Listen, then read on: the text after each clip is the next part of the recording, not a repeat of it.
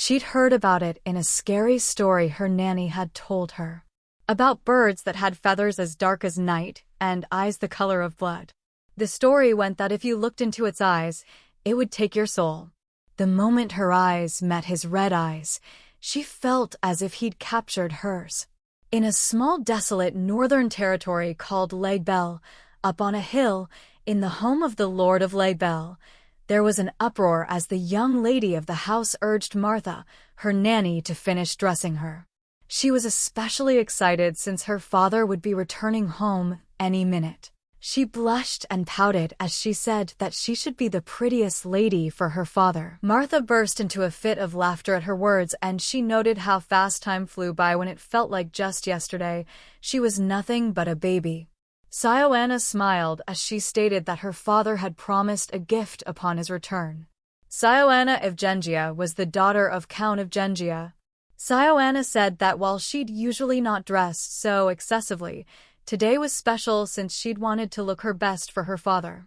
And deep down she'd hoped her father would spare her a glance longer since he'd never seemed to look at her for more than a second.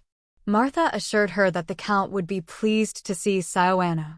She told the young lady that she'd never seen anyone her age more beautiful, and she worried a nobleman from a distant land would someday steal her from Legel. Sioana looked back at her nanny in embarrassment as she reminded the old lady that she hadn't even had her debutante yet, since she was only 16 and marriage was only in her distant future. And to top it off, she was a country girl who she was sure many had no interest in. Martha went on to scold her, but a servant announced the approach of the Count's carriage and Sioana ran out, excited once again. She glanced at her reflection in a passing window and asked Martha for assurance on her appearance. Martha gave it once again. Sure, she'd answered the same question 10 times already.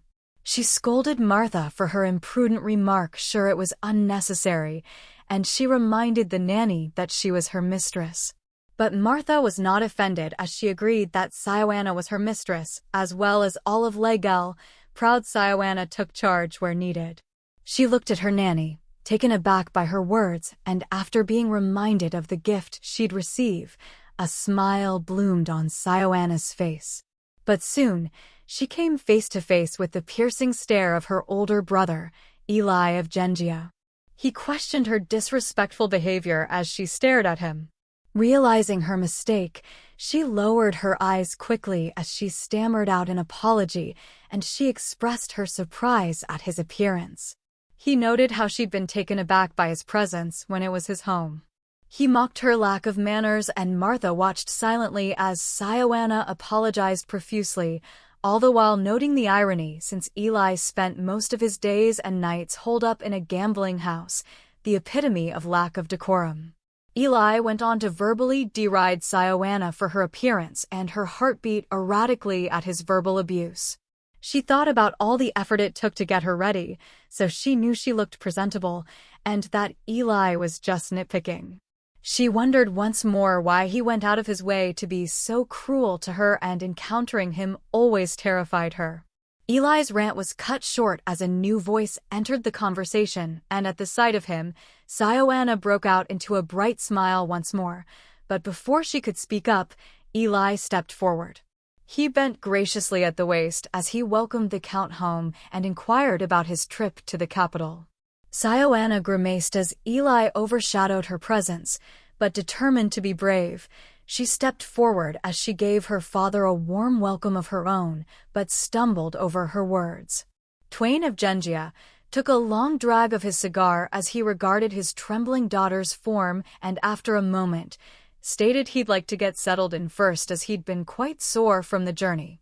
He inquired about the well-being of Legbel, and Eli went on to give an extensive explanation about the well-being of their territory, effectively kicking Sioana into his shadow once more. Sioana berated herself silently for her stammer, sure the Count had noticed, but his voice drew her out of her self-deprecating thoughts as he ordered Joseph to bring the boy in. After some hesitation, the butler left to do as commanded, and Eli frowned in confusion. But the Count reminded Eli that he'd told him about the gift he'd brought for them both upon his return. Sioana flushed as she realized her father hadn't forgotten about her gift. But what Sioana failed to understand was that as soon as her eyes met his crimson ones, her fate would undoubtedly be altered forever. She took the child's appearance as he entered the room, and she noted his dirty clothes and somewhat injured body. But her eyes snagged onto his wrist and the brand she found there. It was a mark branded on the slaves of the Caspian Empire. Her eyes traveled up, and as she fell into his deep red eyes, she quickly looked away, discomforted by the color. A thought crossed her mind that this must be what it felt like to look into the eyes of a hellbird. Eli covered his nose as he exclaimed dramatically about the stench that came from the slave, and he looked at his father in absolute bafflement, for how could this child be their gift? But the Count confidently declared that he was a good judge of character, and they'd benefit greatly from the boy's presence, since Eli always wanted a younger brother and Sioana needed a friend her age. The Count's words shocked both his children, and Sioana looked at the boy once again, only to find his eyes already fixed on her. His stare unnerved her, and she turned away, disappointed at the gift her father had brought home. The Count ordered Martha to wash the boy since they'd be sharing a meal soon, and Martha left with the boy to do just that. But as she ushered the boy away, his eyes remained fixed on Sioana's retreating form. Sioana couldn't recall exactly when she'd realized it, but her father had never once intentionally looked at her in the eyes. And when their eyes did meet, he'd rushed off as if demons snapped at his heels. But the look in his eyes was like that of seeing a ghost. And one particular time, after encountering her father, she'd rushed off just like him, only to bump into Eli as she rounded the corner. She'd fallen to the ground, and in her haste, she'd never seen the kick he aimed her way in a fit of anger. The attack sent her sprawling on the ground as Eli shouted cruel words at her. He'd told her that she'd been the cause of their mother's death.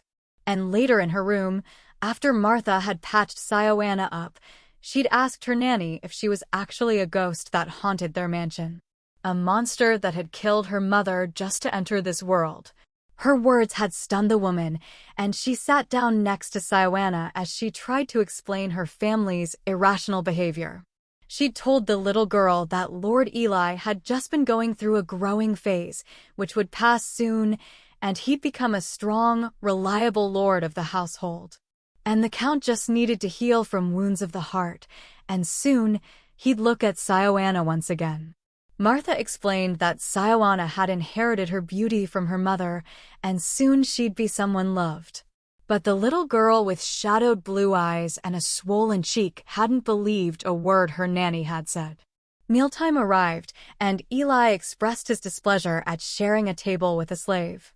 But the Count told him that as nobles, they needed to be generous to those below them.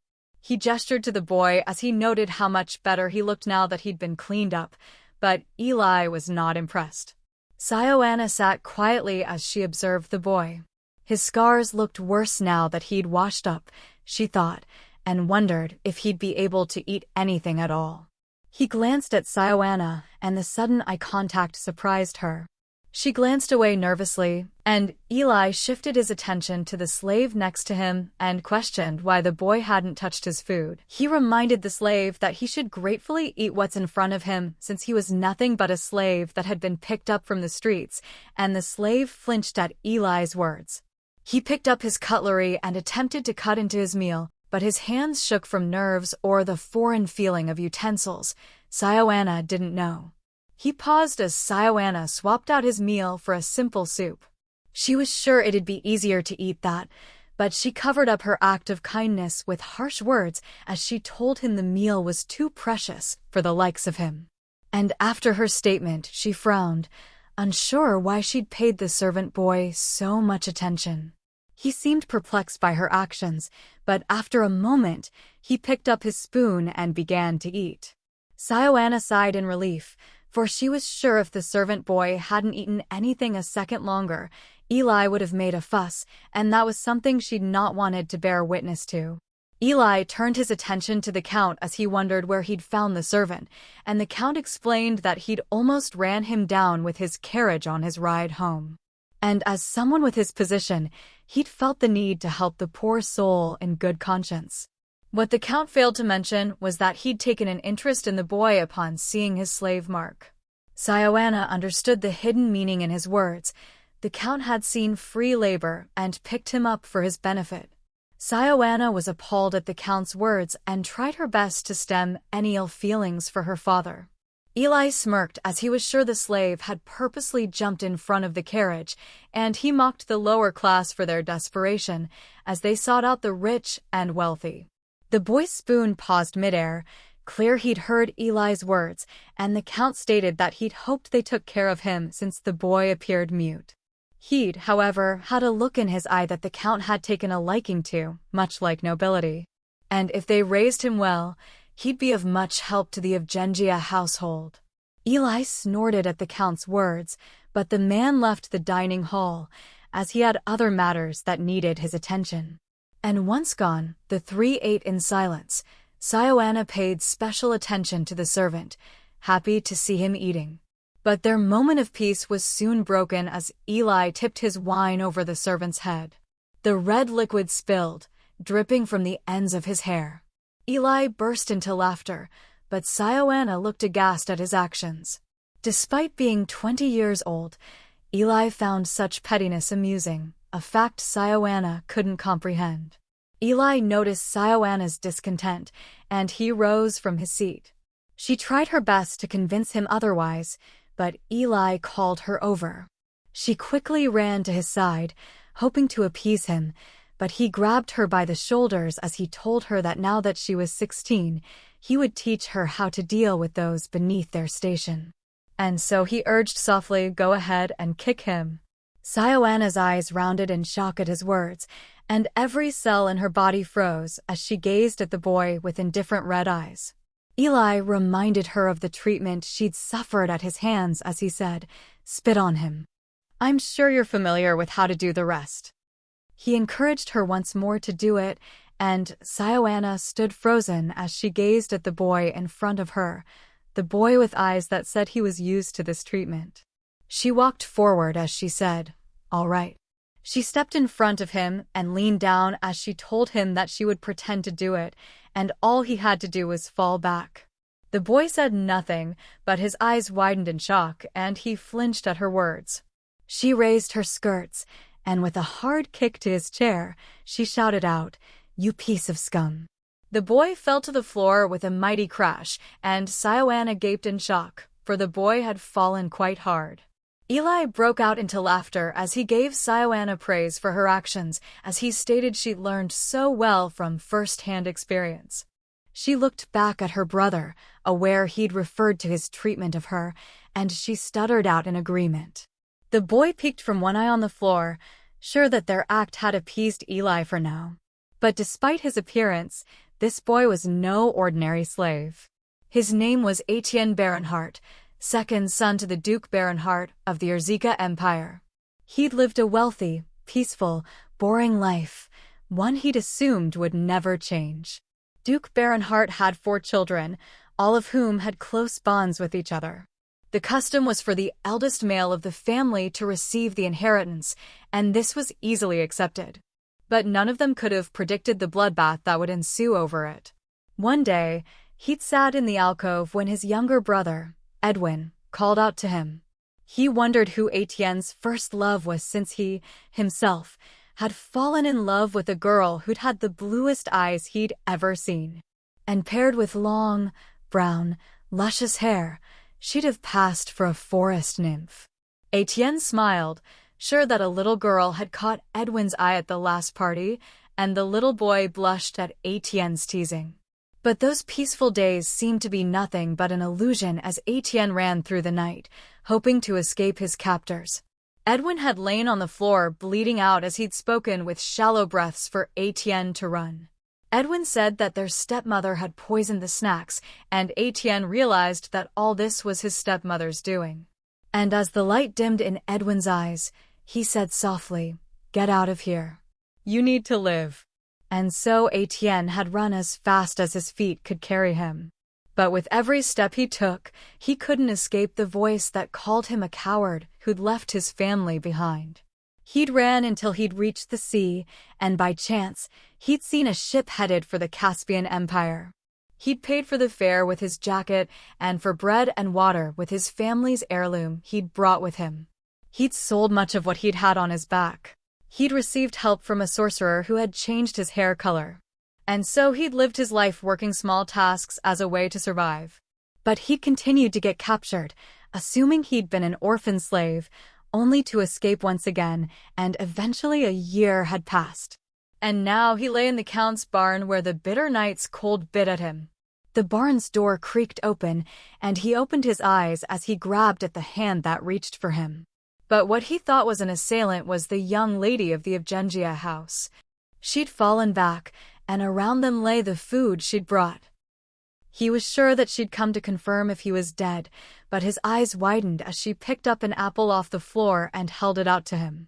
But Etienne grew annoyed, for this was the lady who, upon his arrival, wouldn't even look at him, like he was scum of the earth. She'd then followed that with an act of pity, and he wondered what she'd planned to do now. But Sioana looked at him with earnest eyes, and for some unfathomable reason, that bothered Etienne a lot.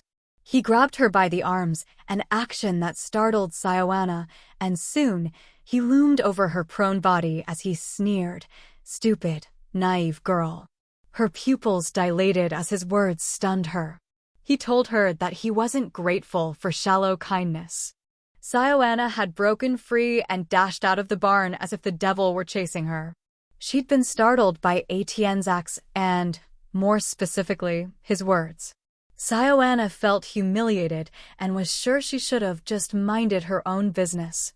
Back in the barn, Etienne sat up, Sioana's handprint fresh on his face from her struggle, and Etienne vowed to harden his heart for the girl that pitied him, for he knew what a soft heart led to, he thought as he looked at the slave mark on his wrist.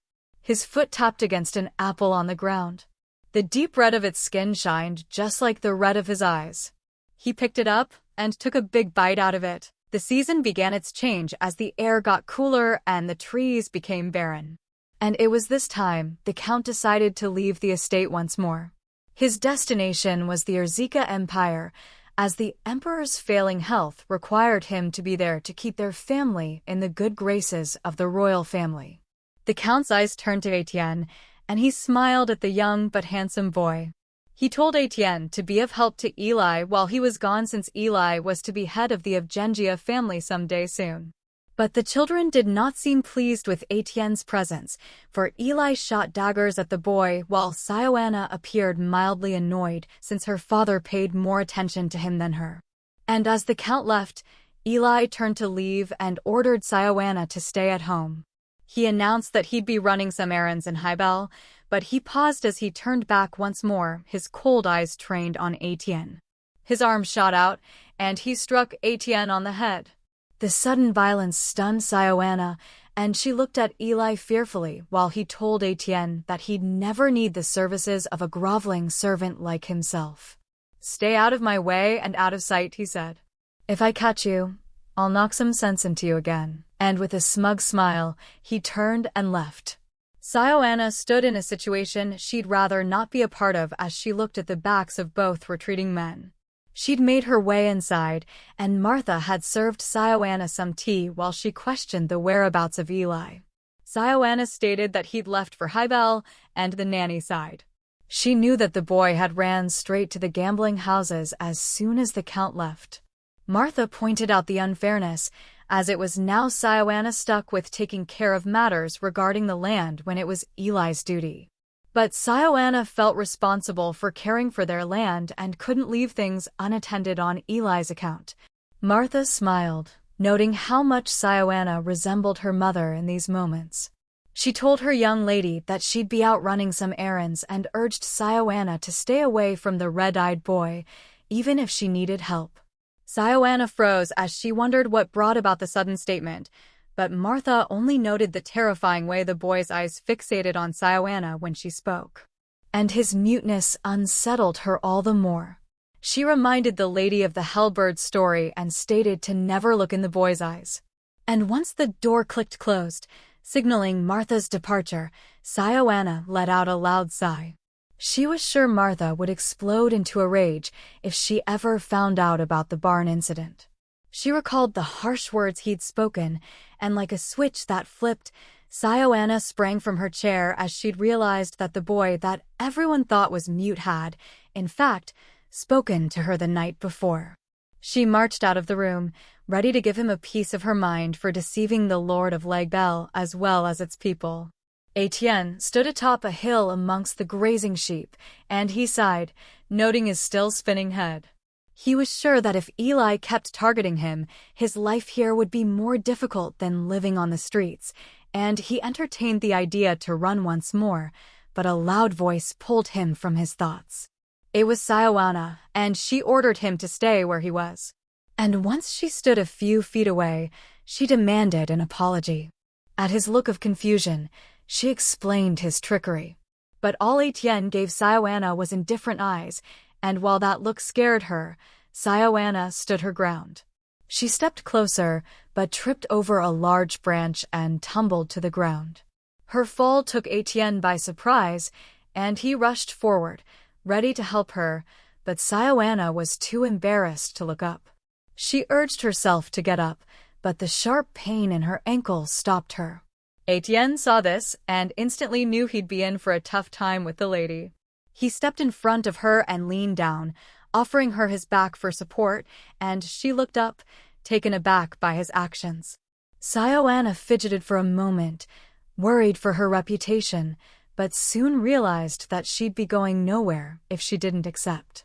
And with a final huff of frustration, she reached up and clasped his shoulders.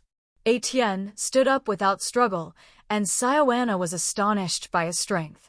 Sioana berated herself for mingling with a servant, and she hoped Eli wouldn't find her in such a disgraceful position. But soon her thoughts were overtaken by the pleasant scent emanating from Etienne's skin. And when Martha returned, she'd caught them in what looked to be a very compromising position. Martha had burst into the room with a loud shout, and Etienne dashed out, making a quick getaway. But Sioana explained that Etienne had helped her wrap her ankle since she'd injured herself while out on a walk. Martha was overcome with worry that the servant boy had aimed for a noble lady like Sioana, just as she'd heard in many stories. Sioana assured her that wasn't the case. But Sioana drew to an abrupt stop as she realized that she didn't know Etienne's intentions. And so she'd taken it upon herself to learn more about the mysterious servant boy. She watched him from behind a tree as he swept the ground. But Sioana's unnerving stare alerted Etienne to her presence, and he wondered what the lady was up to now. She ran forward, disliking the fact that he'd ignored her and stated that she'd come to offer her thanks. Martha had noted the excellent job he'd done bandaging her ankle, which would lead to a speedy recovery. Etienne said nothing, and as the uncomfortable silence grew, Sioana frowned in annoyance. She explained that now that she'd given her thanks, he would need to reciprocate with an apology for his actions the previous night. And with that, Sioana got uncomfortably close, as she said arrogantly, "How dare you lay a finger on me? You're of low birth." Her sudden closeness surprised Etienne, and he looked away, still silent. Sioana took this as a sign of fear, and she turned away and smugly stated that she wouldn't tell a soul about what had transpired between them since he'd lose his life otherwise. She'd failed to mention the punishment she'd receive for sneaking out at night. Etienne watched her prance forward proudly, her mind clouded with delusions, and that brought a smile to his face. He stepped forward and, with a graceful bow, said, "I hope you will forgive my impoliteness, my lady." Sioana flushed crimson as she realized how captivated she was by his actions, and she shouted loudly to cover her slip-up. She spoke with a haughty attitude as she told him she wouldn't forgive him again, but Etienne took it as nothing but the ramblings of a snooty girl. Sioana had caught Etienne's eye roll, and she turned annoyed eyes of her own on him. "You just need to be taught a lesson," she exclaimed. Etienne smiled, humoring Sioana's little rant. And she'd come up with the perfect punishment as she announced, "You will be my personal servant from today on." She told him that he would obey all her orders regardless of his personal feelings. She grabbed Etienne by the sleeve, pulling him along to her whims as she said, "I'll show you around Leg Bell." She'd left Etienne flabbergasted from the moment she'd uttered those words, and as she led him around Leg Bell, Etienne followed diligently. His tour came to an end atop a hill that overlooked their little town.